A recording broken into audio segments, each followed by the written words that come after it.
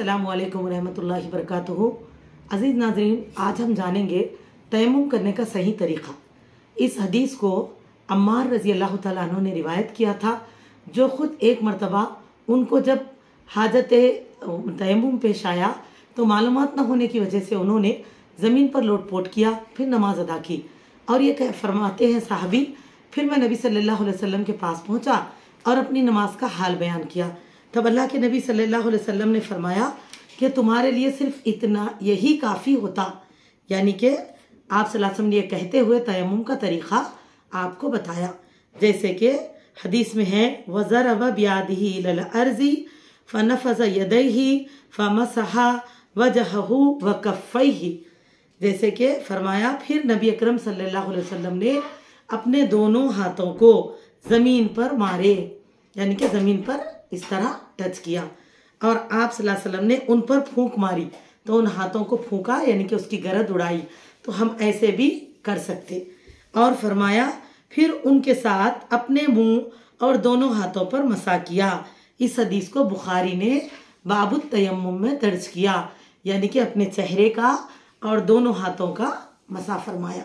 तो अपने सीधे हाथ से बाएं हाथ पर, बाएं हाथ से सीधे हाथ पर, और फिर चेहरे को मसा किया। ये मसा करने का सही तरीक़ा है। देखिए, मसे में लोग अक्सर क्या करते, ऐसा करके कुल्ली का इशारा, चेहरा धोना, हाथ का करना, सब चीज़ें शामिल करते, क्योंकि मसा तयम्मुम करना वज़ू का बदल है। तो समझते कि शायद वज़ू ही की तरह पूरे काम करना चाहिए। नहीं मेरी बहनों, बल्कि तयम्मुम का तरीक़ा सिर्फ इतना होगा कि मिट्टी पर या मिट्टी से बनी हुई ऐसी चीज़ें जैसे ईंट है या रेत है या गर्दालू दीवार है जहाँ गंदगी लगी ना हो, तो अपने दोनों हाथों को उस पर हम मारेंगे और उन हाथों को पहले झाड़ेंगे या उस पर फूंक मारेंगे।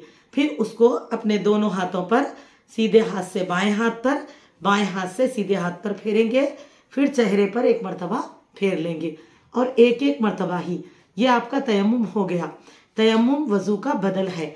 जैसे कि अल्लाह ताला फरमाते हैं सूरह निसा में, फ़तयम्ममू सईदन तय्यिबा। और अल्लाह के नबी सल्लल्लाहु अलैहि वसल्लम ने फरमाया, तयम्मुम अगर ज़रूरत पेश आने पर बंदा तयम्मुम करे तो बराबर वो वज़ू का बदल है, खा के वो कितने ही दिन तक इसी तरह तयम्मुम की ज़रूरत उसे पेश आए। तो जिस तरह हम एक वज़ू से कई नमाजें पढ़ सकते, तो तयम्मुम के बाद भी अगर तयम्मुम ना टूटे तो हम बराबर एक तयम्मुम से कई नमाजें भी पढ़ सकते। और अगर तयम्मुम के बाद, नमाज के बाद तयम्मुम टूट जाए, और तयम्मुम टूटने की वजूहात भी वही होंगी जो कि वज़ू के टूटने की वजूहात है। जैसे कि जो चीज़ें वज़ू टूटने में हदफ का होना, इसी तरह यानी कि जो चीज़ें लाजिम होती हैं उनमें वैसे ही तयम्मुम भी टूटता है। तो ये है तयम्मुम का सही तरीक़ा। अल्लाह ताला से मैं उम्मीद रखती हूँ कि अल्लाह ताला हम तमाम को सही कुरान और हदीस की रोशनी में अमल करने की तौफीक अता फरमाए। अस्सलामु अलैकुम रहमतुल्लाहि वबरकातुहू।